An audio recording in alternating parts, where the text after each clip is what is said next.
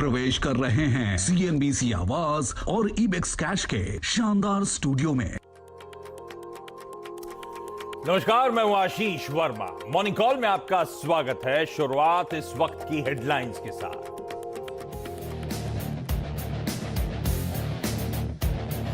Global market से मिले जुले संकेत। एशिया में निकेई पर हल्का दबाव, लेकिन एसजीएक्स निफ्टी 0.5% ऊपर। गहराते यूक्रेन संकट के बीच कल अमेरिका में गिरावट के साथ बंद हुआ था डाउ। हालांकि नैस्डैक की हुई फ्लैट क्लोजिंग। रूस और यूक्रेन संकट से कच्चे तेल में मजबूती कायम। 7 साल की ऊंचाई पर कीमतें $96 के पास ब्रेंट। सोने की भी चमक बढ़ी, घरेलू बाजार में 50,000 के पार। कॉमेक्स गोल्ड भी $1870 के करीब। जियो प्लेटफॉर्म्स ने टेक स्टार्टअप ग्लैंस में $20 करोड़ यानी करीब 1500 करोड़ रुपए के निवेश का किया ऐलान। लॉक मोबाइल स्क्रीन पर पर्सनलाइज्ड कंटेंट मुहैया कराती है ग्लैंस। जियो प्लेटफॉर्म्स के डायरेक्टर आकाश अंबानी ने कहा, ग्लैंस के ग्लोबल लॉन्च में मिलेगी मदद। कोल इंडिया ने तीसरी तिमाही में पेश किया अनुमान से बेहतर नतीजे। मुनाफा करीब 48% बढ़ा, मार्जिन में भी सुधार। वहीं दूसरी ओर आइशर मोटर्स के नतीजे उम्मीद से कमजोर। 14% घटा प्रॉफिट, मार्जिन पर तगड़ी मार। सिप्ला में आज होगी बड़ी ब्लॉक डील। प्रमोटर्स 2.5% तक बेचेंगे हिस्सेदारी। 904 से 916 रुपए प्रति शेयर प्राइस बैंड तय।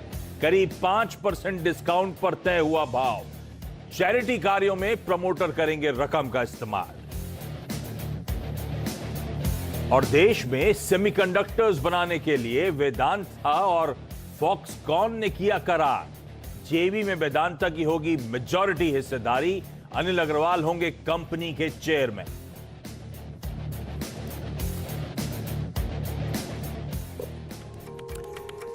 चलिए, मंगलवार की सुबह और कल हफ्ते की बेहद खराब शुरुआत के बाद मेरे ख्याल से सब प्रे कर रहे होंगे आज स्क्रीन कुछ बेहतर नजर आए। कल एक्चुअली बहुत दिक्कत भरा सेशन था। निफ्टी में 500 पॉइंट से ज्यादा का दबाव, 3% की कमजोरी। निफ्टी बैंक उससे ज्यादा 1600 पॉइंट की कमजोरी, 4.25% का दबाव वहां पे था। मार्केट ब्रेथ आपकी स्क्रीन पर आएगी। ऑलमोस्ट 1:10 का रेशियो।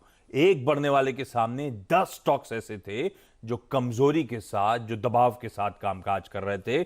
चौतरफा बिकवाली, चौतरफा दबाव, सारे सेक्टोरल पॉकेट्स इन रेड।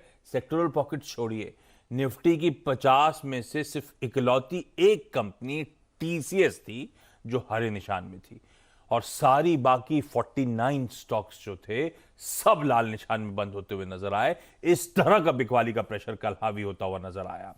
अब वो कह लीजिए खराब ग्लोबल क्यूज या वो खराब ग्लोबल क्यूज बन रहे हैं बहाना, लेकिन सब बात कर रहे हैं इस समय वो फेड के नेक्स्ट स्टेप की, सेंट्रल बैंक्स के एक्शन की। सब बात कर रहे हैं रशिया और यूक्रेन के बढ़ते तनाव, उस संकट की, और शायद यही प्ले आउट होता हुआ आपको नजर आएगा। यूएस के मार्केट्स का ऑफलेट ट्रेंड देखिएगा।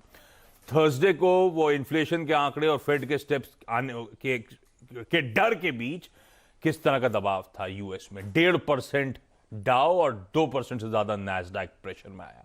फ्राइडे को क्या हुआ? वो यूक्रेन रशिया संकट, वो क्राइसिस एस्केलेट होने से फिर वही 1.5% का दबाव डाउ में, फिर वही 2.25% की कमजोरी नैस्डैक में थी। और अब इस हफ्ते की यूएस में जो शुरुआत हुई है वो आपकी स्क्रीन पर आ जाएगी। कल फिर कमजोरी थी, फ्लैट से कमजोर सेशन। नैस्डैक एकदम फ्लैट बंद हुआ। एसएनपी में 1/3 और डाउ में 0.5% का दबाव। तो इसलिए मैंने कहा 0.5% फ्लैट से लाल निशान के बीच कामकाज। तब और अब स्क्रीन पर आएगा। हम जो डाइजेस्ट करके गए थे उससे कम प्रेशर था। हमने डाइजेस्ट किया था डाउ फ्यूचर्स में 300 पॉइंट का दबाव, आया 170 अंकों का प्रेशर। नैस्डैक में 160 अंकों का दबाव डाइजेस्ट किया, नैस्डैक फ्लैट बंद हुआ। और आज सुबह फिर दोनों बेंचमार्क्स फ्यूचर्स जो हैं वो फ्लैट कामकाज करते हुए आपको नजर आएंगे। इस बीच हाँ, ये जरूर है कि बॉन्ड यील्ड अच्छी खासी इंचअप होती हुई, मेरे ख्याल से फेड मीटिंग के मिनट्स भी आने वाले हैं, उससे पहले वो बॉन्ड यील्ड थोड़ी सी स्वेल कर रही है। कच्चा तेल कल लग रहा था कूल ऑफ हो रहा है हल्का हल्का हल्का, कहां छोड़ा था 94 पे, कहां वापस आज सुबह $96 के आसपास के जोन पर क्रूड वापस खड़ा हुआ आपको नजर आएगा। ऐसे में क्विकली एशियाई पैक दिखाइएगा। एशिया में एसजीएक्स निफ्टी है जो दरअसल आउट परफॉर्म कर रहा है। अदरवाइज ऐसा नहीं कि एशिया में हरियाली बहुत ज्यादा हो, फ्लैट, ज्यादातर फ्लैट ट्रेड हो रहा है एसजीएक्स निफ्टी, लेकिन आधे % के अपटिक्स के इंडिकेशन दे रहा है। ये ध्यान रखिएगा, हम एटलीस्ट एसजीएक्स निफ्टी के तौर पे आउट परफॉर्मेंस की बात कर रहे हैं, जबकि लार्जली ग्लोब काम है। तो देखते हैं ये आउट परफॉर्मेंस कितना स्टैंड आउट होता है भारतीय बाजारों में जब कंटिन्यूस सेशन की शुरुआत होती है। नीरज जी बताएंगे ग्लोबल क्यूज, वीरू समझाएंगे स्ट्रेटेजी और हर्षदा बताएंगी stocks in news. Neeraj ji को रिस्पाइट या फिर सिर्फ बहुत पिट गए थे इसीलिए कंसोलिडेशन टाइप? नहीं, कोई रिस्पाइट तो नहीं कह सकता मैं। कल भी आप देखिए डाउ गिरा है काफी और नैस्डैक फ्लैट बिल्कुल बंद हुआ है, बहुत ही मतलब एकदम उस लेवल पे। कई चिप विप की डील हो रही थी, टेस्ला ने बहुत गाड़ी वाड़ी बेची है, तो उसकी वजह से थोड़ा सा वहाँ पे एक नैस्डैक वाले स्टॉक में, टेक स्टॉक्स में थोड़ा सा राहत थी। लेकिन आप डाउ देखिए वहाँ पे वीकनेस थी। दिन में ऐसा लग रहा था कि शायद ग्रीन हो जाएगा, लेकिन परिस्थिति में कोई बदलाव नहीं हुआ है। जो तनाव था, जो चिंताएं थी, वो बिल्कुल एज इट इज़ है। इसलिए मार्केट ने भी बिल्कुल वैसे ही रिएक्ट किया है। रशिया की तरफ से या यूक्रेन की तरफ से कोई ऐसा डेवलपमेंटल नहीं आया खबर कि जिससे लगे कि हाँ मामला सुलझ रहा है। बयानबाजी खाली चल रही कि हाँ हमारा डिप्लोमेटिक चैनल ओपन है, हम बात भी कर सकते हैं, लेकिन दूसरे चैनल से आप देखिए तो स्थिति वही बनी हुई है। तो जो परिस्थिति थी उसी हिसाब से मार्केट रिएक्ट करता हुआ दिख रहा है। एक जो डेवलपमेंट हुआ जो अनयूजुअल है उसको करेक्ट करना पड़ेगा। क्रूड ऑयल के बारे में, ब्रेंट का प्राइस इस समय मेरे सामने दिख रहा है $96 और WTI जो यूएस क्रूड है वो दिख रहा है $95। ये हो नहीं सकता है, कम से कम $2.5 से $3 का डिफरेंस होना चाहिए। तो या तो WTI गिरे या ब्रेंट बढ़े। कल 97.5 का प्राइस ब्रेंट पे हो चुका है, तो मुझे लगता है ये जो अनयूजुअल चीज़ है ये थोड़ी सी करेक्ट होगी। या तो ब्रेंट और ऊपर जाएगा 97-98 हो जाएगा, या ये 93 आएगा। तो ये एक थोड़ा सा अनयूजुअल दिख रहा है क्योंकि ये डिफरेंस बना रहता है। Brent is very high quality crude, तो वो दोनों मैच नहीं हो सकते। तो ये एक अनयूजुअल चीज़ है। तो मुझे लगता है कि कोई बदलाव नहीं आशीष, कल जैसी स्थिति है। हाँ, अब ये हो सकता है कि बहुत थक गए बेच बेच के तो अब रुक जाए। और वो दोनों सिर्फ आंखें दिखा रहे हैं अभी एक दूसरे को ज्यादा। सब अपनी पोस्चरिंग है, मजाक चल रहा है। कोई कह रहा है 16 तारीख को हो जाएगा सब। 16 तारीख को हो जाएगा? 16 तारीख तो सटायर था वो। अच्छा, यूएस बार बार कह रहा है ना कि वो इतना एक्सेशन हो चुका है उनका कि वो एनी मोमेंट कर सकते हैं। तो किसी ने बोल दिया कि ओलाफ ने, बेसिकली वहाँ जो उनके प्रेसिडेंट है। ठीक है, तो भाई जस की तस दिक्कतें बनी हुई हैं। यह है कि बहुत सेल ऑफ था, तो 2 दिन के मैसिव सेल ऑफ के बाद यूएस में वो बिकवाली कंटिन्यू हुई, लेकिन थोड़ी सी प्रेशर थोड़ा सा रिड्यूस हुआ था। तो आप देखते हैं उससे कितना रिस्पाइट ग्लोबल इक्विटी मार्केट्स को मिलता है या नहीं। ये गैप अप से कहीं और तगड़ा सेल ऑफ ना बनता हुआ नजर आए। खैर, ये वीरू समझाएंगे फिर डेटा के लिए। आज से जब वीरू के पास जाऊं उससे पहले आमतौर पे वैलेंटाइंस डे हिस्टोरिकली लाल निशान, वैलेंटाइन का कलर रेड है, तो वो एक बार दिखाइएगा डायरेक्टर साहब। तो हर साल वैलेंटाइंस डे के दिन लाल ट्रेड होता है। इस बार ये तो कुछ गलत बना दिया आप, ये तो 3% गिरा हुआ है। अरे ग्राफिक गलत बना दिए। दिल की आवाज है ये। दिल की आवाज है, लेकिन ये उल्टा है, लाल है ना। कल भी तो लाल हुआ डायरेक्टर साहब, 3% नीचे। तो इससे पहले जो वो दिखा दीजिए, अब तो गलती हो गई, बात तो कर ही ली जाए उस पर, बाद में ठीक कर दीजिएगा। वो सारे बाहर क्या हुआ, 1/4 आधा % लाल रहता था हर साल। इस बार ज्यादा प्यार दिखा दिया, 3% गिरा दिया, और उस प्यार का बिल फाड़ दिया 4,250 करोड़ रुपए कल एफआई की सेलिंग का आंकड़ा। तो ये वीरू अब कैसे क्या करा जाए इस बिल का? ये अब डेटा क्या कहता है? आपने जो लेवल्स बोले, आपने जो कहा सेल करके चलो, वो सब सही था। अब हम आ गए 16,800, 16,850 के जोन्स पर। और कितना प्रेशर, कहां पे थमेगी? हम लोग कब वो जो टेक्सचर बदलता है कि कहीं ना कहीं खरीदारी करने वाला बाजार, वो कब बनेगा? आज कैसे स्ट्रेटेजाइज करूं? देखिए, इतनी सुर्ख लाल मोहब्बत आपने कभी देखी नहीं होगी, है ना आशीष? 14 फरवरी को। खैर कोई बात नहीं, होता है ऐसा। देखिए आशीष, लास्ट कॉन्फिडेंस था एक तो बैंक निफ्टी, ठीक है, 38,000 उसका पुट राइटर, और दूसरा था 17,000 का पुट राइटर। कल हमारा डिस्कशन जब ये हुआ था कि पुट्स में हम इतने बड़े गैप डाउन के बाद प्रॉफिट बुक करेंगे, लेकिन दूसरा पॉइंट ये था कि 17,000 एक लास्ट होप है बुल्स के लिए, या फिर आपके उन शॉर्ट ट्रेड्स के लिए जो आप फ्रेश करना चाहते हैं। 17,000 के नीचे डेफिनेटली करिएगा। सबसे बड़ा पुट राइटर का जोन था, वो वॉलेट हो गया। खैर, बात शुरू करेंगे सेट से। देखिए एफआईज की सेलिंग आशीष ये थी कि ये 9:15 से ही शुरू हो गई थी। ऐसा नहीं था कि ये 3 बजे आई थी, 2:30 पे आई थी। तो इसने शुरू में ही सारे लेवल्स वॉलेट कर दिए। 4253 करोड़ रुपए की सेलिंग। डीआईएस की अगर आप देखें बाइंग इसको ऑफसेट नहीं कर पाई। एक बात है आशीष की, इतनी बड़ी सेलिंग के बाद भी और जो ग्लोबल मार्केट्स के हालात हैं उसको देखते हुए एफआईज की तरफ से कॉल शॉर्ट है 55,000 माफ कीजिएगा, और 53,000 कॉल लॉन्ग है। पुट शॉर्ट का आंकड़ा नहीं आया है उनकी तरफ से। मतलब पुट शॉर्ट होता है बेस, तो जब तक वो ना आए ना और आपको कंफर्ट नहीं मिलता। और दूसरी बात याद रखिएगा, अभी logical targets of the down side पूरे नहीं हुए हैं।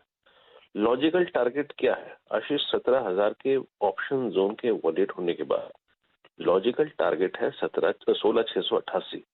वो क्या है? वो है हमारा 200 day exponential moving average. Unfinished business है ये 3 महीने से, और उसके बाद 16,500 की पुट। तो मेरे ख्याल से याद रखिए आशीष, 17,000 पे कल सबसे स्ट्रॉन्ग कॉल राइटिंग हुई है। इतने वाइल्ड स्विंग को प्रेडिक्ट करना मुश्किल है, लेकिन याद रखिएगा शॉर्ट कवरिंग 2 ही लेवल से आएगी, 17,020 के ऊपर या फिर 16,688 अगर मेट हो जाए।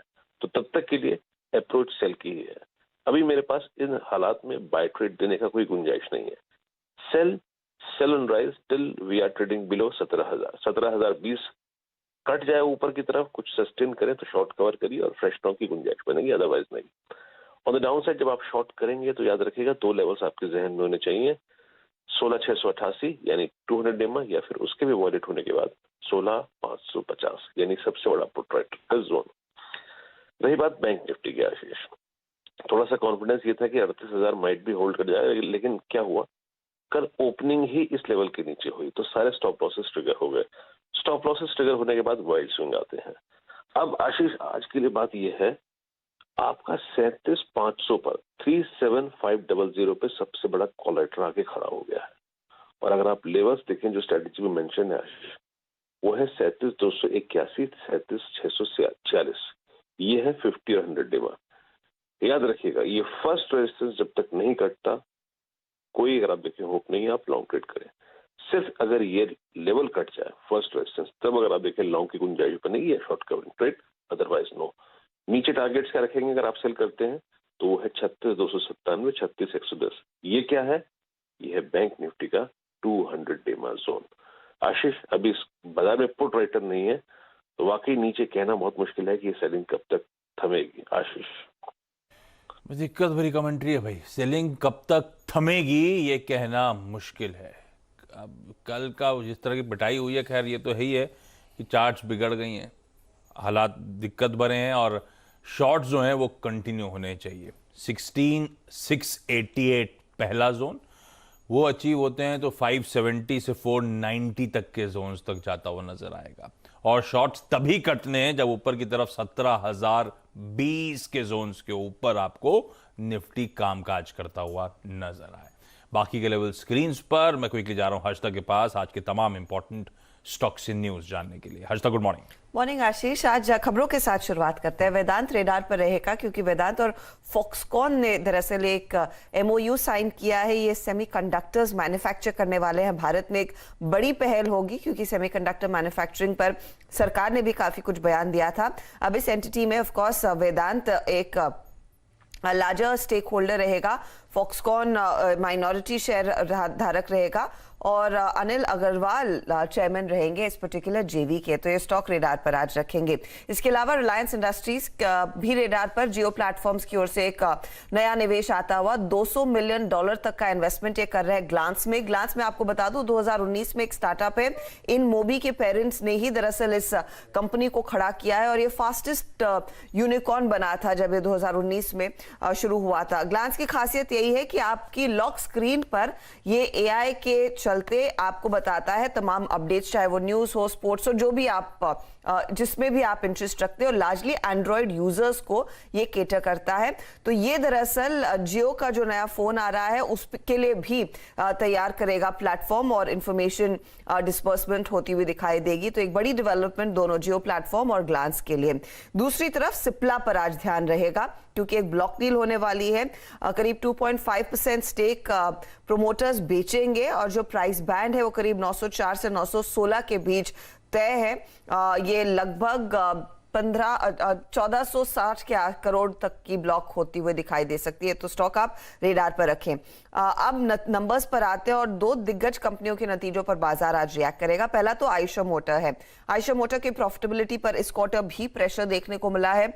14% तक की गिरावट देखी गई। 450 करोड़ के आसपास तक का हमने देखा है मुनाफा आया है, जहां पर अनुमान था 490 करोड़ तक के आंकड़े का। रेवेन्यू हल्का सा बढ़ा है, आधे % ही 2827 करोड़ पर। इबिटा पर प्रेशर, 19% तक की गिरावट। मार्जिन दरअसल 18.7% पर आए हैं, अनुमान था 21% के आसपास स्टिकी या फिर फ्लैट रहेंगे। कंपनी ने कहा है कि ऑनगोइंग जो सेमीकंडक्टर शॉर्टेज है उसका साफ इंपैक्ट अभी भी बिजनेस पर बनता हुआ दिखाई दे रहा है। साथ ही साथ ये कह रहे हैं सीक्वेंशियल इंप्रूवमेंट जरूर देखने को मिला है अगर आप क्वार्टर ऑन क्वार्टर देखें, लेकिन अब भी ग्रोथ आना बाकी है। दूसरी तरफ कोल इंडिया, मुनाफे में 47% तक की बढ़त देखने को मिली है। 4556 करोड़ का यह आंकड़ा आ रहा है। रेवेन्यू 20% बढ़ा, 28,400 करोड़ के ऊपर। इबिटा में 32% तक की ग्रोथ, अच्छा परफॉर्मेंस रहा है। वॉल्यूम्स हालांकि 5% घटे हैं ईयर ऑन ईयर। रियलाइजेशंस में 33% तक का इजाफा सालाना आधार पर बनता हुआ दिखाई दिया है। ई ऑक्शंस जो हुए हैं वो एक प्रीमियम पर हुए हैं, वो भी आप ध्यान में रखें। ओके, तमाम वो कंपनी जो रखिएगा रडार पर, खबरों की वजह से यहाँ एक्शन देखने को मिलेगा। आज रिजल्ट सीजन अब ऑलमोस्ट खत्म। क्रिसिल के बस नंबर्स आज आने हैं। उसके 15 तारीख है, इसलिए मैं कह रहा हूं ऑलमोस्ट खत्म। 1.5 महीने का वो टाइम हॉराइजन रहता है। उसके बाद इक्का दुक्का जिन्होंने स्पेसिफिकली परमिशंस मांगी हो थोड़े डिलेड रिजल्ट्स के लिए, उनके ही नंबर्स आते हैं। भारत का जो इंपोर्ट एक्सपोर्ट का डेटा, जापान का Q4 जीडीपी, यूरोजोन का आज जीडीपी, यूएस का जैन पीपीआई, जो इसकी बात ये कल कर भी रहे थे, अब वो आंकड़ों, हर आंकड़ा इंपॉर्टेंट होता चला जा रहा है यूएस का, उस अगली मार्च की फेड मीट से पहले। और अनलॉक के अंतर्गत मैं पढ़ रहा था असम में आज से सारे कोविड रिस्ट्रिक्शंस खत्म, कुछ नहीं, 100% कैपेसिटी पे सब ऑपरेट करेगा। शादी रात भर चलानी, रात भर चलाइए, बस मास्क पहनिए, बाकी सारे रिस्ट्रिक्शंस अब हटाए जा रहे हैं। ठीक, सर जापान का नंबर आ चुका है Q4 जीडीपी का, हाँ 1.3%। उम्मीद क्या, उम्मीद से थोड़ा सा कम 1.4 के सामने 1.3 इतना दे देते हैं, चलता है इतना तो ठीक है। वैसे ही कितना कुछ चलाना पड़ रहा है। चलिए छोटा सा ब्रेक के उस पार एक क्विक मार्केट चेक।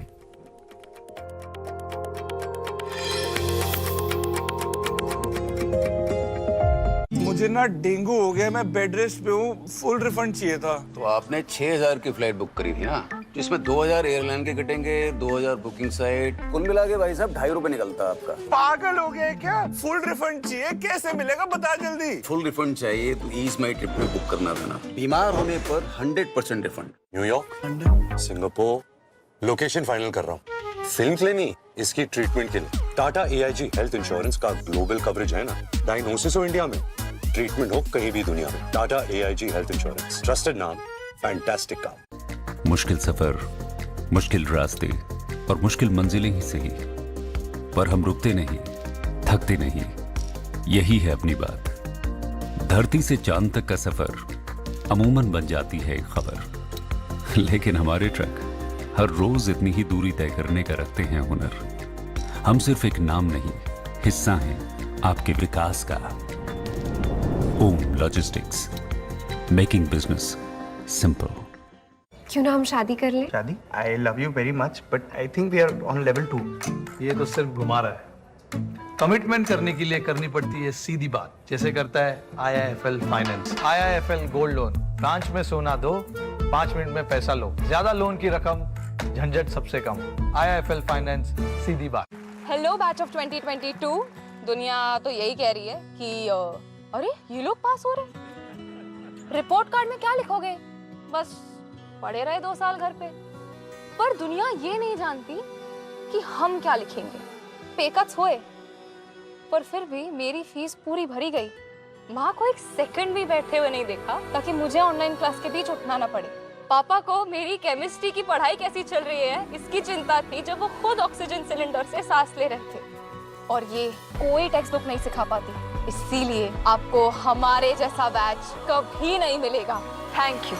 जब अपनों का साथ हो और लाइफ इंश्योरेंस का भरोसा, तो हर मुश्किल से बाउंस बैक मुमकिन है। HDFC लाइफ, सर उठा के जियो। सर, घर तो बढ़िया है, 1 महीने का ब्रोकरेज लूंगा। घर मेरा, फर्नीचर मेरा, और 1 महीने का ब्रोकरेज आपका। ब्रोकरेज क्यों देना, nobroker.com है ना।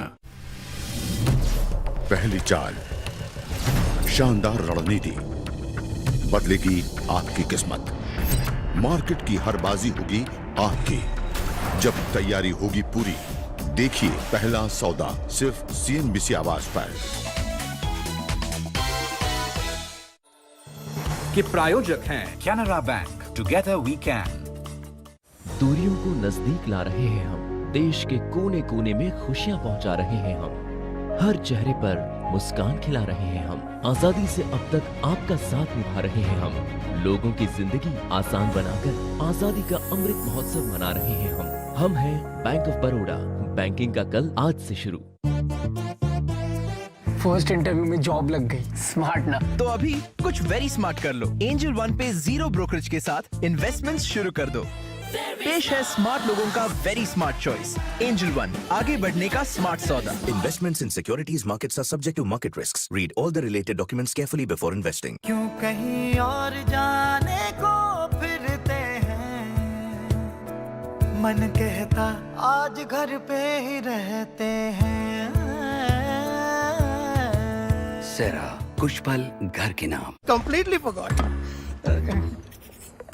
वो कल वो हेल्थ इंश्योरेंस के लिए मेडिकल टेस्ट है ना, सो चाचू, फोन पे लोगे तो मेडिकल टेस्ट की जरूरत ही नहीं पड़ेगी। 1 कॉफी प्लीज। अब बिना मेडिकल टेस्ट के हेल्थ इंश्योरेंस मिले तो टेंशन छोड़ो, इंश्योरेंस लो फोन पे।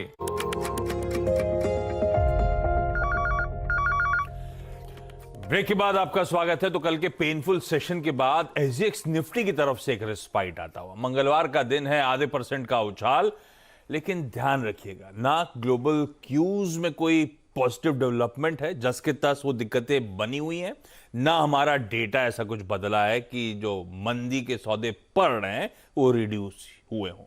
तो जो शॉर्ट्स आपके सिस्टम में है उनको अभी भी कंटिन्यू करिएगा अनटिल एंड अनलेस निफ्टी ऊपर की तरफ 17,020 के ऊपर कामकाज करना शुरू करे।